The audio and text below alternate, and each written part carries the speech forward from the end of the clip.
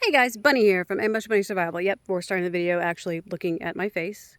And if you see me doing this, it's I'm trying to be carried off by mosquitoes.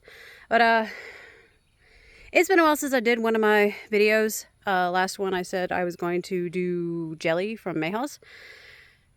I ended up giving that juice to my aunt that's from Florida. She hadn't had it in a really long time. This was the first time in over 2 years that the trees had actually put on any berries. And I gave them to her. But don't worry, we'll still be making jelly. It just won't start out as Mayhaw jelly. So I am out here back at the old homestead. And back that way, that's the Mayhaws back there.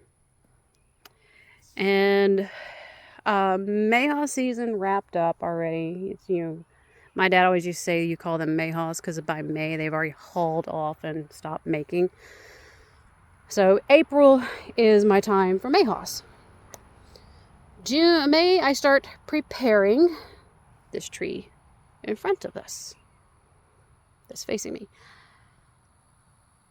It started a little early at the beginning of May. It dropped me a single gallon, which would be the first one in 2 years. The frosts in the past 2 years had got them.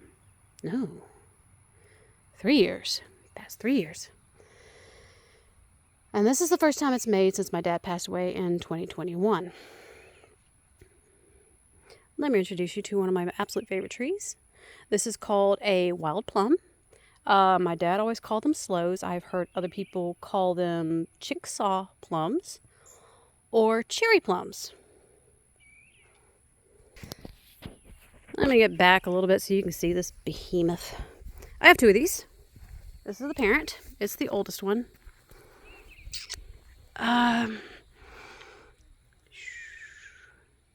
one tree. It's been 48 hours since I picked Tuesday evening. Today is Thursday evening. I skipped yesterday because I felt like utter hell. I started this little section here.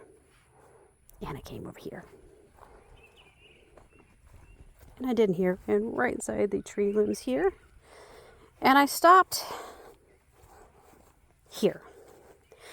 Don't let that deceive you. That's just what I'm using to cart stuff back and forth to my bigger totes. As you can see, here on the ground, that's a lot of red still down in here. And more red. And wait. Even more. See all the beautiful sea of red on the ground. And there's still more up here. Now you're probably thinking, but Bunny, they're on the tree too. Why aren't you picking those pretty red ones off the tree? Here's the reason. This tree, no matter how beautiful, I'm trying not to step on any, these berries are plums are. I mean, that's gorgeous. And there are some that you can like literally tap, like that, and they fall off in your hand. You'd think that they would be ripe and ready to roll, but they're not. So this one just popped off, and even if I decided to go ahead and take a bite out of this, it's ripe. It will be juicy, but it's going to be tart. Like, so tart, it will darn near turn your mouth inside out. They have to sit on the ground. I remember I said, don't judge me based off of that little basket. This is what I've picked. This is a 13-liter tub. That equates out to around, somewhat close-ish, 3.5 gallons of berries. That one's already halfway full. I only brought 2 of these out here. I think I'm in trouble. A lot of trouble. In a good way. 48 hours, and all of this on the ground, I will get to pick these berries. Very rare berries that are hard to find. Well, plums. I got corrected once because I referred to them as berries, and someone said, well, are they berries or plums? They are plums. They're just smaller, like a berry-esque. So that's why I saw that. Good thing I haven't picked there yet. But, yeah. These, my dad always said, the old timers told him that they used to grow wild here. Okay, so they used to be all over the place out here. Tell people, cut them down, and bad weather had destroyed them. So I don't know where he got these, but he managed to get a hold of one. And then at least I think one, because one's larger than the other. And I'm thinking the other is the offspring of the first. So this trunk here, this is the smaller one. And its boughs come all the way over here. It's intermingling in with this mayhaw, but they don't hurt each other, so we don't cut them back. We just let it do its thing. That's my bigger one. And between these two, I have a very nice dome. You can see how beautiful it is to walk underneath them. They're not, I mean, I'd rather stand under here than out there because it's hot. It's cooler under here. My trees have survived a lot of stuff, including droughts, because down in this section underneath the ground is a spring.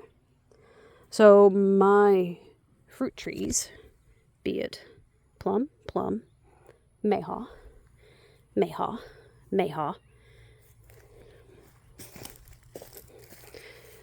mayhaw, and then 3 more over there, are all sitting on top of this underground spring. I mean, you can see it hasn't rained in several days, and you can see how damp this dirt is. So it stays moist over here. And even crawfish chimneys. That's how much water's over here. So, plan is, I've got to finish filling a few orders of people wanting to buy these. I had one guy that drove 3 hours from Mississippi to Louisiana and bought 11 gallons at one time. I sell them for $20 a gallon. Yeah, that was a great day. I have another order of 10 and then a couple of orders of 2 that I need to fill.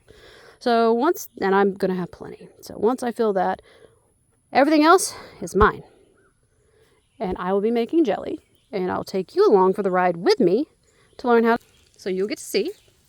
I will continue keeping on the old-timey stuff that my dad used to do to keep it alive, because there's not a lot of people that still do this. One of the ladies I sell to, she asked me how old it was, and I told her I was 40. She informed me I am way too young to be doing the old-timey stuff. I disagree. We have to keep it alive. And hopefully you who are watching, you get to keep it alive with me. And if said person is watching my video, hi, thank you. We'll continue teaching each other stuff. Look forward to seeing you. And for everybody else, be sure to like and subscribe. Follow me for my future videos. And we will keep going with all of this madness. Next, other side of the yard are canning pears. We've got a couple of figs that came up that I thought my trees were dead from the freeze. They have resurrected themselves miraculously. And I've got a couple of blueberries I need to check. But I want to get this done and get out of my work shirt because I'm still in my zookeeper attire. And get away from these mosquitoes as quickly as I can, but not waste any of my bounty. Thank you everyone for watching. You have a wonderful, blessed week, and good luck in any endeavors you do. Later.